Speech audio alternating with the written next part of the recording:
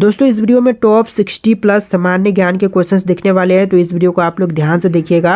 इस वीडियो में आपका पहला सवाल है, मीनाक्षी मंदिर कहाँ पर स्थित है। दोस्तों मीनाक्षी मंदिर की बात करें तो इनमें से राइट आंसर कीजिएगा मदुरई में स्थित है मीनाक्षी मंदिर। तो इनमें से बिल्कुल सही जवाब है ऑप्शन नंबर बी, मदुरई में स्थित है मीनाक्षी मंदिर। चलिए आपका अगला सवाल, गोलकुंडा कहाँ पर अवस्थित है। दोस्तों गोलकुंडा की बात करें तो यह अवस्थित है हैदराबाद में। तो इनमें से राइट आंसर कीजिएगा ऑप्शन बी, हैदराबाद में स्थित है गोलकुंडा। देखिए आपका अगला सवाल, सिख धर्म का संस्थापक किसे माना जाता है। तो सिख धर्म का संस्थापक जो है इनमें से माने जाते हैं गुरु नानक। तो इनमें से राइट आंसर कीजिएगा ऑप्शन ए, गुरु नानक, जो कि सिख धर्म के संस्थापक माने जाते हैं। देखिए क्वेश्चन नंबर 4 है, भारत में चिश्ती सिलसिले को किसने स्थापित किया था। तो चिश्ती सिलसिले को स्थापित करने वाले इनमें से बताएंगे शेख मोइनुद्दीन चिश्ती। तो इनमें से बिल्कुल सही जवाब है ऑप्शन सी, शेख मोइनुद्दीन चिश्ती, जिन्होंने चिश्ती सिलसिले को स्थापित किया था। देखिए क्वेश्चन नंबर 5 पे, भारत में ग्रांड ट्रक रोड किसने बनवाई थी। तो ग्रांड ट्रक रोड बनवाने वाले इनमें से बुझाएंगे शेरशाह सूरी। बिल्कुल सही जवाब है ऑप्शन बी, शेरशाह सूरी, जिन्होंने ग्रांड ट्रक रोड बनवाया था। देखिए आपका अगला सवाल, पानीपत का प्रथम युद्ध कब हुआ था। तो पानीपत का प्रथम युद्ध जो हुआ था यह हुआ था 21 अप्रैल 1526 में। इनमें से बिल्कुल सही जवाब है ऑप्शन बी, 21 अप्रैल 1526 में पानीपत का प्रथम युद्ध हुआ था। देखिए क्वेश्चन नंबर 7 है, गुजरात विजय की यादगार में अकबर ने किसका निर्माण करवाया था। तो गुजरात विजय के यादगार में जो है अकबर ने निर्माण करवाया था बुलंद दरवाजा का। तो इनमें से बिल्कुल सही जवाब कीजिएगा ऑप्शन नंबर बी, बुलंद दरवाजा का निर्माण करवाया था। देखिए क्वेश्चन नंबर 8 है, मुगल काल की राजभाषा कौन सी थी। तो मुगल काल की राजभाषा इनमें से हो जाएगा फारसी। राइट आंसर है ऑप्शन नंबर डी, फारसी, जो कि मुगल काल की राजभाषा थी। चलिए आपका अगला सवाल, हुमायूं नामा किसने लिखा था। तो हुमायूं नामा के लेखक इनमें से हो जाएंगे गुलबदन बेगम। तो राइट आंसर कीजिएगा ऑप्शन नंबर ए, गुलबदन बेगम, जो कि हुमायूं नामा की लेखक थी। देखिए क्वेश्चन नंबर 10 है, गुरु अर्जुन देव किसके समकालीन थे। तो गुरु अर्जुन देव जो थे यह समकालीन थे जहांगीर के। तो इनमें से बिल्कुल सही जवाब है ऑप्शन बी, जहांगीर के समकालीन थे गुरु अर्जुन देव। देखिए क्वेश्चन नंबर 11 है, अकबर का राज्य अभिषेक कहाँ पर हुआ था।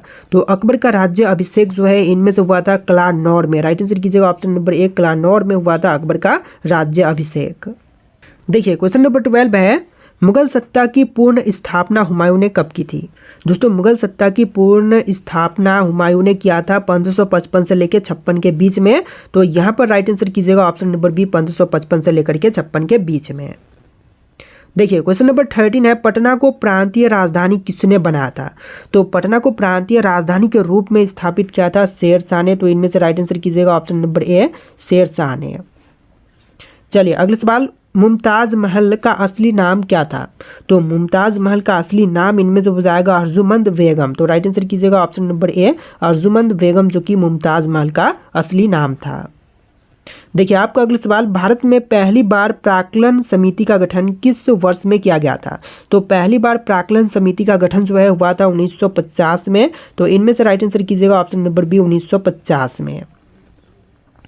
देखिए आपका अगला सवाल, लोक लेखा समिति में कितने सदस्य होते हैं। तो लोक लेखा समिति में सदस्यों की संख्या होती है टोटल 22। तो यहाँ पर बिल्कुल सही जवाब कीजिएगा ऑप्शन नंबर बी, 22 सदस्य टोटल होते हैं। देखिए आपका अगला सवाल, संविधान के व्याख्या कर और संरक्षण कौन है। तो संविधान के व्याख्या कर और संरक्षण जो है इनमें से बताएंगे भारत का महाधिवक्ता। इनमें से राइट आंसर कीजिएगा ऑप्शन नंबर डी, भारत का महाधिवक्ता। देखिए क्वेश्चन नंबर 18 है, वर्तमान में सर्वोच्च न्यायालय में मुख्य न्यायाधीशों के अतिरिक्त कितने न्यायाधीश का प्रावधान किया गया है। तो मुख्य न्यायाधीशों के अतिरिक्त में टोटल 33 न्यायाधीशों की प्रावधान किया गया है। तो इनमें से राइट आंसर कीजिएगा ऑप्शन नंबर डी, 33 अतिरिक्त न्यायाधीश का प्रावधान किया गया है। देखिए आपका अगला सवाल, भारत के मुख्य न्यायाधीशों की नियुक्ति कौन करता है। तो मुख्य न्यायाधीशों की नियुक्ति जो है इनमें से करते हैं राष्ट्रपति। राइट आंसर कीजिएगा ऑप्शन नंबर ए, राष्ट्रपति, जो कि मुख्य न्यायाधीशों की नियुक्ति करते हैं। देखिए क्वेश्चन नंबर 21 है, सर्वोच्च न्यायालय का न्यायाधीश कितनी आयु तक कार्यरत रहता है। तो सर्वोच्च न्यायालय का जो न्यायाधीश होते हैं यह कार्यरत रहते हैं टोटल 65 वर्ष तक। इनमें से राइट आंसर कीजिएगा ऑप्शन नंबर डी, 65 वर्ष तक। देखिए आपका अगला सवाल, संविधान की व्याख्या करने का अंतिम अधिकार किसे प्राप्त है। तो संविधान की व्याख्या करने का अंतिम अधिकार जो है इनमें से प्राप्त है सर्वोच्च न्यायालय को। तो इनमें से राइट आंसर कीजिएगा ऑप्शन नंबर डी, सर्वोच्च न्यायालय को प्राप्त है अंतिम अधिकार। देखिए क्वेश्चन नंबर 23 है, भारत में सबसे बड़ा अपीलीय न्यायालय कौन सा है? तो सबसे बड़ी अपीलीय न्यायालय जो है इनमें से हो जाएगा उच्चतम न्यायालय। राइट आंसर कीजिएगा ऑप्शन नंबर सी, उच्चतम न्यायालय। देखिए क्वेश्चन नंबर 32 है, शून्य आधारित बजट तकनीकी किस देश की देन मानी जाती है? तो शून्य आधारित बजट तकनीकी जो है यह देन मानी जाती है अमेरिका की। तो इनमें से राइट आंसर कीजिएगा ऑप्शन नंबर ए, अमेरिका की। चलिए अगला सवाल, राष्ट्रीय योजना समिति की स्थापना कब हुई थी? तो राष्ट्रीय योजना समिति की स्थापना जो है यह हुआ था 1951 में। तो इनमें से राइट आंसर कीजिएगा ऑप्शन नंबर डी, 1951 में। देखिए आपका अगला सवाल, 10वीं पंचवर्षीय योजना की अवधि कितनी थी? तो 10वीं पंचवर्षीय योजना की अवधि जो थी टोटल थी 2002 से लेकर के 2007 के बीच, यानी कि राइट आंसर कीजिएगा ऑप्शन नंबर सी, 2002 से लेकर के 7 के बीच में। देखिए क्वेश्चन नंबर 35 है, अमरनाथ गुफा कहाँ पर स्थित है? दोस्तों अमरनाथ गुफा की बात करें तो यह जम्मू कश्मीर में स्थित है। तो इनमें से राइट आंसर कीजिएगा option number C, Jammu Kashmir में। देखिए क्वेश्चन नंबर 36 है, अमृतसर स्थित स्वर्ण मंदिर किसने बनवाया था? दोस्तों अमृतसर में स्थित स्वर्ण मंदिर बनवाने वाले इनमें से हो जाएंगे अर्जुन देव। तो राइट आंसर कीजिएगा ऑप्शन नंबर ए, अर्जुन देव, जिन्होंने अमृतसर स्थित स्वर्ण मंदिर को बनवाया था। देखिए क्वेश्चन नंबर 37 है, कौन सा मंदिर माउंट आबू पर स्थित है? विमल मंदिर, तेजपाल मंदिर, विश्वनाथ मंदिर या फिर वस्तुपाल मंदिर? तो यहाँ पर बिल्कुल सही जवाब कीजिएगा ऑप्शन नंबर सी, विश्वनाथ मंदिर, जो कि माउंट आबू पर स्थित है। तो इनमें से बिल्कुल सही जवाब कीजिएगा ऑप्शन नंबर सी। देखिए क्वेश्चन नंबर 38 है, किस त्योहार में नौका दौड़ का आयोजन किया जाता है? दोस्तों नौका दौड़ का आयोजन जो है इनमें से करते हैं ओणम के त्यौहार में। तो इनमें से बिल्कुल सही जवाब कीजिएगा ऑप्शन नंबर बी, ओणम का त्यौहार, जिसमें नौका दौड़ का आयोजन की जाती है। देखिए आपका अगला सवाल, उत्तर प्रदेश में होली के त्यौहार पर लठमार होली कहाँ पर मनाई जाती है? तो लठमार होली जो है यह मनाई जाती है बरसाने में। तो इनमें से राइट आंसर कीजिएगा ऑप्शन नंबर बी, बरसाने में लठमार होली मनाई जाती है। देखिए आपका अगला सवाल, भारतीय नाट्य संस्थान कहाँ पर स्थित है? तो भारतीय नाट्य संस्थान जो है इनमें से हो जाएगा नई दिल्ली में। तो इनमें से राइट आंसर कीजिएगा ऑप्शन नंबर ए, नई दिल्ली में भारतीय नाट्य संस्थान स्थित है। देखिए आपका अगला सवाल, महाभारत का पुराना नाम क्या है? तो महाभारत की जो पुरानी नाम है इनमें से हो जाएगा जय संहिता। राइट आंसर कीजिएगा ऑप्शन नंबर ए, जय संहिता, जो कि बिल्कुल सही जवाब है। देखिए आपका अगला सवाल, किस देश में सबसे ज़्यादा पुलिस है? तो विश्व में सबसे अधिक पुलिस जो है इनमें से हो जाएगा right answer option number B, America देश में विश्व की तुलना में सबसे अधिक पुलिस है। तो राइट आंसर कीजिएगा ऑप्शन नंबर बी। देखिए आपका अगला सवाल, भारत और चीन के बीच की रेखा सीमा कहलाती है क्या? जो भारत और चीन के बीच में सीमा रेखा है यह कहलाएगा मैकमोहन रेखा। तो इनमें से राइट आंसर कीजिएगा ऑप्शन नंबर सी, मैकमोहन रेखा। और पाकिस्तान और इंडिया के बीच में जो सीमा रेखा है उसको कहेंगे रेड क्लिफ रेखा। तो ये भी आप लोग ध्यान में रखिएगा। देखिए आपका अगला सवाल, भारत और पाकिस्तान के बीच की रेखा सीमा कहलाती है? क्वेश्चन अभी मैंने आपको बताया था इसका आंसर, जो कि रेड क्लिफ रेखा, जो कि बिल्कुल सही जवाब है।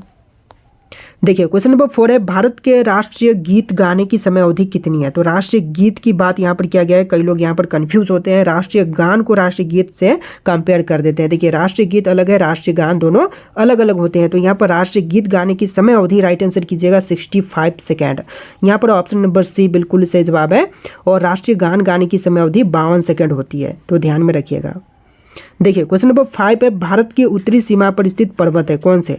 जो उत्तरी सीमा पर स्थित पर्वत है इनमें से हो जाएगा हिमालय पर्वत श्रेणी, जो कि उत्तरी सीमा पर स्थित पर्वत है। इनमें से बिल्कुल सही जवाब है ऑप्शन नंबर बी। देखिए क्वेश्चन नंबर 6 है, भारत की सबसे ऊंची चोटी कौन सी है? पर्वत चोटी। तो भारत की जो सबसे ऊंची पर्वत चोटी है इनमें से राइट आंसर कीजिएगा कंचनजंगा, जो कि भारत की सबसे ऊंची पर्वत चोटी है। यहाँ पर आंसर होगा ऑप्शन नंबर ए। देखिए आपका अगला सवाल, भारत की सबसे पुरानी पर्वत श्रृंखला कौन सी है? जो भारत की सबसे पुरानी पर्वत श्रृंखला है इनमें से हो जाएगा अरावली पर्वत श्रृंखला, जो कि भारत की सबसे पुरानी पर्वत श्रृंखला है। ऑप्शन नंबर सी बिल्कुल सही जवाब है। देखिए आपका अगला सवाल, लाल नदी किस देश में बहती है? तो लाल नदी जो है इनमें से बहती है वियतनाम देश में। इनमें से बिल्कुल सही जवाब कीजिएगा ऑप्शन नंबर बी, वियतनाम देश में लाल नदी बहता है। देखिए आपका अगला सवाल, भारत का सर्वाधिक अंगूर उत्पादक राज्य कौन सा है? तो सबसे ज़्यादा मात्रा में अंगूर उत्पादन जो है इनमें से करती है महाराष्ट्र। राइट आंसर कीजिएगा ऑप्शन नंबर ए, महाराष्ट्र, जो कि विश्व की तुलना में भारत की तुलना में जितने भी राज्य हैं उनमें सबसे अधिक उत्पादन करती है। देखिए आपका अगला सवाल, भारत का सर्वाधिक कोयला उत्पादक राज्य कौन सा है? तो कोयला उत्पादन में भारत में सबसे पहले नंबर पर है झारखंड। इनमें से राइट आंसर कीजिएगा ऑप्शन नंबर बी झारखंड, जो कि कोयला उत्पादन के क्षेत्र में पहले नंबर पर है। बिल्कुल सही जवाब कीजिएगा। देखिए आपका अगला सवाल, भारतीय मुद्रा का नाम रुपया किसने रखा? तो भारतीय मुद्रा का नाम रुपया रखने वाले हो जाएंगे शेरशाह। इनमें से राइट आंसर कीजिएगा ऑप्शन नंबर ए शेरशाह, जिन्होंने भारतीय मुद्रा का नाम रुपया रखा था। देखिए क्वेश्चन नंबर 12 है, भारत के संविधान को कब अपनाया गया था? तो भारतीय संविधान को अपनाया गया था 26 नवंबर 1949 के दिन। तो इनमें से बिल्कुल सही जवाब कीजिएगा ऑप्शन नंबर बी 26 नवंबर 1949 में। देखिए क्वेश्चन नंबर 13 है, भारत का संविधान कब लागू हुआ था? दोस्तों जो भारत का संविधान है यह लागू हुआ था 26 जनवरी 1950 में। तो इनमें से राइट आंसर कीजिएगा ऑप्शन नंबर बी 26 जनवरी 1950 में भारत का संविधान लागू हुआ था। देखिए आपका अगला सवाल, उगते सूर्य की भूमि किस देश को कहा जाता है? दोस्तों उगते हुए सूर्य की भूमि जो है इनमें से कहते हैं जापान देश को। तो यहाँ पर बिल्कुल सही जवाब कीजिएगा ऑप्शन नंबर बी जापान देश, जो कि उगते हुए सूर्य की भूमि कहलाती है। देखिए आपका अगला सवाल है, नई दिल्ली से पहले भारत की राजधानी कहाँ पर थी? दोस्तों नई दिल्ली से पहले भारत देश की राजधानी जो थी इनमें से हो जाएगा कोलकाता में। राइट आंसर कीजिएगा ऑप्शन बी कोलकाता में नई दिल्ली से पहले भारत की राजधानी हुआ करती थी। देखिए आपका अगला सवाल, भारत को आज़ादी कब मिली? तो भारत देश जो है आज़ाद हुआ था 15 अगस्त 1947 के दिन। तो इनमें से राइट आंसर कीजिएगा ऑप्शन नंबर ए 15 अगस्त 1947 के दिन। चलिए आपका अगला सवाल, जियो और जीने दो किसका नारा है? दोस्तों जियो और जीने दो नारा जो है इनमें से किनका है? सुभाष चंद्र बोस, महावीर स्वामी, भगत सिंह या फिर महात्मा गांधी के? तो यहाँ पर बिल्कुल सही जवाब कीजिएगा, महावीर स्वामी का नारा था जियो और जीने दो। तो इनमें से बिल्कुल सही जवाब है ऑप्शन नंबर बी।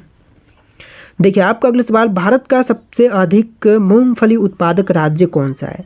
तो देखिए मूंगफली सबसे अधिक मात्रा में उत्पादन करती है गुजरात राज्य। तो इनमें से बिल्कुल सही जवाब कीजिएगा ऑप्शन नंबर बी गुजरात, जो कि पहले नंबर पर है मूंगफली उत्पादन के क्षेत्र में। देखिए आपका अगला सवाल, भारत का सबसे अधिक सरसों उत्पादक वाला राज्य कौन सा है? देखिए सरसों में सबसे पहले नंबर पर हो जाएगा राजस्थान राज्य, जो कि सबसे ज़्यादा सरसों पैदावार करती है। इनमें से बिल्कुल सही जवाब कीजिएगा ऑप्शन नंबर डी। देखिए आपका अगला सवाल, भारत में पिन कोड का शुरुआत कब से हुआ था? तो पिन कोड की शुरुआत जो है हुआ था 15 अगस्त 1972 में। इनमें से बिल्कुल सही जवाब है ऑप्शन नंबर सी 15 अगस्त 1972 में। देखिए क्वेश्चन नंबर 21 है, भारत की राष्ट्रीय नदी कौन सी है? जो भारत देश की राष्ट्रीय नदी है इनमें से हो जाएगा गंगा। राइट आंसर कीजिएगा ऑप्शन नंबर ए गंगा, जो कि भारत देश की राष्ट्रीय नदी है। देखिए आपका अगला सवाल है, हैदराबाद किस नदी के किनारे पर स्थित है? दोस्तों हैदराबाद की बात करें तो यह स्थित है गंगा नदी के किनारे पर। तो इनमें से राइट आंसर कीजिएगा ऑप्शन नंबर बी गंगा के किनारे पर हैदराबाद स्थित है। देखिए आपका अगला सवाल, भारत का राष्ट्रीय मिठाई क्या है? दोस्तों जो भारत देश की राष्ट्रीय मिठाई है इनमें से राइट आंसर कीजिएगा जलेबी। जलेबी जो कि भारत का राष्ट्रीय मिठाई है, बिल्कुल सही जवाब है। देखिए क्वेश्चन नंबर 24 है, दोहरा शतक बनाने वाली प्रथम भारतीय महिला क्रिकेटर हैं। तो दोहरा शतक बनाने वाली जो पहली भारतीय महिला थी क्रिकेटर इनमें से हो जाएंगी मिथाली राज। राइट आंसर कीजिएगा option number D Mithali Raj, जो कि आपका बिल्कुल सही जवाब है। चलिए क्वेश्चन नंबर 25 है, भारत का प्रथम कागज रहित समाचार पत्र द न्यूज़ टुडे कब शुरू हुआ था? तो पहला कागज रहित समाचार पत्र द न्यूज़ टुडे जो है इसकी शुरुआत हुआ था 3 जनवरी 2001 को। तो इनमें से राइट आंसर कीजिएगा ऑप्शन नंबर सी 3 जनवरी 2001 को। देखिए आपका अगला सवाल है, अंतर्राष्ट्रीय न्यायालय में नियुक्त प्रथम भारतीय न्यायाधीश तो कौन थे? जो कि अंतर्राष्ट्रीय न्यायालय में नियुक्त प्रथम भारतीय न्यायाधीश थे। तो इनमें से हो जाएंगे डॉक्टर नागेंद्र सिंह। बिल्कुल सही जवाब कीजिएगा option number C doctor Nagendra Singh. देखिए आपका अगला सवाल, भारतीय रिजर्व बैंक की उप गवर्नर बनी प्रथम भारतीय महिलाएं। तो भारतीय रिजर्व बैंक की उप गवर्नर बनी जो प्रथम भारतीय महिला थी इनमें से हो जाएंगी केजे उदेसी। बिल्कुल सही जवाब कीजिएगा option number B KJ Udeshi. देखिए आपका अगला सवाल, भौतिक विज्ञान में नोबेल पुरस्कार पाने वाले प्रथम भारतीय कौन थे? तो भौतिक विज्ञान में नोबेल पुरस्कार पाने वाले जो पहले प्रथम भारतीय थे इनमें से हो जाएंगे सीवी रमन। राइट आंसर कीजिएगा ऑप्शन बी सीवी रमन, जो कि बिल्कुल सही जवाब है। देखिए आपका अगला सवाल, चिकित्सा में नोबेल पुरस्कार पाने वाले प्रथम भारतीय। चिकित्सा के क्षेत्र में सबसे पहले नोबेल पुरस्कार इनमें से प्राप्त हुआ था डॉक्टर हरगोविंद खुराना को। तो इनमें से राइट आंसर कीजिएगा option number D doctor Hargobind Khorana को। देखिए क्वेश्चन नंबर 30 है, अर्थशास्त्र में नोबेल पुरस्कार पाने वाले पहले भारतीय। तो अर्थशास्त्र में नोबेल पुरस्कार सबसे पहले प्राप्त हुआ था अमर्त्य सेन को। तो इनमें से बिल्कुल सही जवाब कीजिएगा option number B Amartya Sen, जो कि सही जवाब है। देखिए आपका अगला सवाल, भारत के प्रथम सिख प्रधानमंत्री कौन बने थे? चंद्रशेखर आजाद, विश्वनाथ प्रताप सिंह, डॉक्टर मनमोहन सिंह या फिर अन्य? तो इनमें से राइट आंसर आपको कमेंट करना है। टोटल इस वीडियो में 60 प्लस सामान्य ज्ञान के क्वेश्चंस थे। इस वीडियो को आप लोग ध्यान से देखिए, वीडियो को लाइक करके चैनल को सब्सक्राइब कर लीजिएगा। चलिए फिर मिलते हैं नए वीडियो में।